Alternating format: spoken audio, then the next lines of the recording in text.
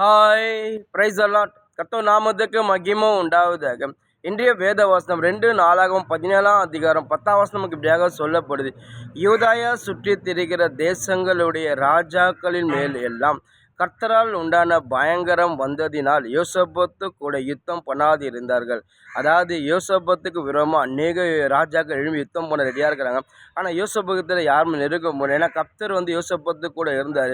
கர்த்தருடைய வார்த்தை யோசபத்து கூட இருந்தது. யோசபத்து ராஜா பார்த்தீங்கன்னா அநேக இடத்துல கர்த்தருடைய வார்த்தை பிரசங்கிக்கிறார். அநேக இடத்துல கர்த்தருடைய வார்த்தை புஸ்தகத்தில் இருக்க எல்லாத்தையும் அவர் வெளிப்படுது. அநேக ஜனங்கள் அதை கேட்குறாங்க. கேட்டு அநேக ஜனங்கள் மனம் திரும்ப அங்கே இருக்க சில கர்த்தருடைய வார்த்தையை பிரசங்கிக்கூடாதபடி இவர் எப்படின்னா எதனா ஒன்று செய்யணும்னு சொல்லி யோசபத்து ராஜா குரோம் அநேக பேர் ஏமுனாங்க.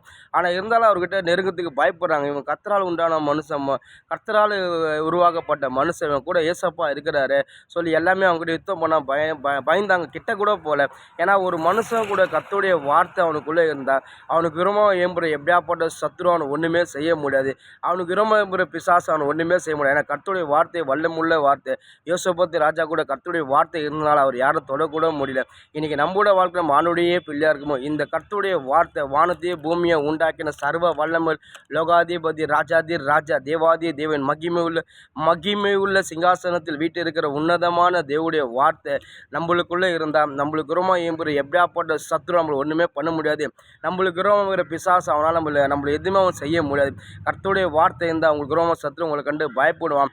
அதாவது உங்கள் சத்துரு நீங்கள் யுத்தம் பண்ண வேண்டிய அவசியமே இல்லை. உங்களை பார்க்கும்போது உங்கள் சத்துரு உங்களை கண்டு பயப்படுவான். இவன் கர்த்தரோட தேவனோட மனுஷன், கர்த்தர் இவன் கூட கர்த்தர் இருக்கிறாரு, இவன் நம்ம ஒன்றுமே பண்ண முடியாது சொல்லி அவன் உங்கள் சத்துரு உங்களை கண்டு பயப்படுவான். அதுபோல் தான் யோசபத்து ராஜாக்கு நடந்தது. யோசபத்து ராஜா ஒன்றுமே பண்ணல.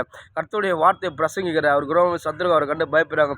இவர் கூட இயேசு இருக்கிறா சொல்லி பயப்படுறாங்க. இன்றைக்கி நீங்கள் ஆண்டுடைய பிள்ளையாக இருந்தீங்கன்னா கர்த்தருடைய வார்த்தை உங்களுக்குள்ளே இருந்தால், அதாவது உங்களுக்கு தெரியாது கர்த்தருடைய வல்லமை கூட இருக்குது, கர்த்தர் உங்க கூட இருக்கிறான்னு உங்களுக்கு அவ்வளோ தெரியாது. ஆனால் உங்களுக்கு ரொம்ப எதிராளி கண்டிப்பாக அது தெரியும். இவங்க கூட இயேசு இருக்கிறா சொல்லி நிச்சயமாக தெரியும். நீங்கள் ஒரு நாள் சரி கர்த்தருடைய வார்த்தையை விட்டுறாதீங்க. இதை உறுதியாக பற்றி கொள்ளுங்க. இந்த வார்த்தையை நீங்கள் உறுதியாக பற்றி கொண்டு இந்த வார்த்தையை நீங்கள் இருதலில் வைக்கும்போது நிச்சயமாக இந்த வார்த்தையை உங்களை பாதுகாக்கும். வேதம் சொல்வது வானம் பூமியும் ஒழிந்து போகும் ஒரு நாள், அவருடைய வார்த்தை ஒருபோதும் ஒழிந்து போகாது. மனுஷன் அப்பத்தினால் மாத்திரம் அல்ல, தேவன் வாழ்ந்து புறப்படுற ஒவ்வொரு வார்த்தையினும் பிழைப்பான். கர்த்தருடைய வார்த்தை உங்களுக்கு ஜீவனை கொடுக்கும். கர்த்தருடைய வார்த்தை உங்கள் சத்துருக்க ஜெயிக்க உங்களுக்கு அது உதவி செய்யும். கர்த்தருடைய வார்த்தை உங்களுக்கு சகலமும் கொடுக்கும். அப்போஸ்தலர் பவுல்லாம் பார்த்தீங்கன்னா பயங்கரமாக கர்த்தருடைய வார்த்தையை அவ்வளோ நேசித்தார். கர்த்தருடைய வார்த்தையை சொல்கிறார், இந்த வார்த்தையை நான் படிக்க இந்த வார்த்தை எனக்கு நன்மை செஞ்சதுனால நான் கடனாளியே ஆகிட்டேன். இந்த வார்த்தையை நான் யாருக்குன்னா சொல்லியே ஆகணும். ஏன்னா நான் பெற்ற நன்மை மற்றவங்களும் பெறணும் சொல்லி அப்போஸ்தலர் பவுல் அநேக இடத்துல பிரசங்கிக்கிறாரு.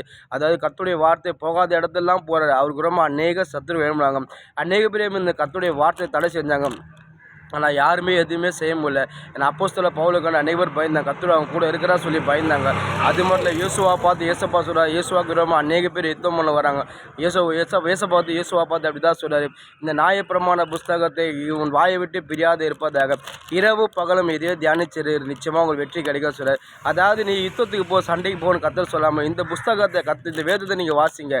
இந்த வேதத்தை விடவே விடாத யோசுவா நீ இரவு பகலும் தியானிய சொல்கிறார். அதே போல் யோசுவா இரவு பகலும் தியானிச்சார், வெற்றி பெற்றார்.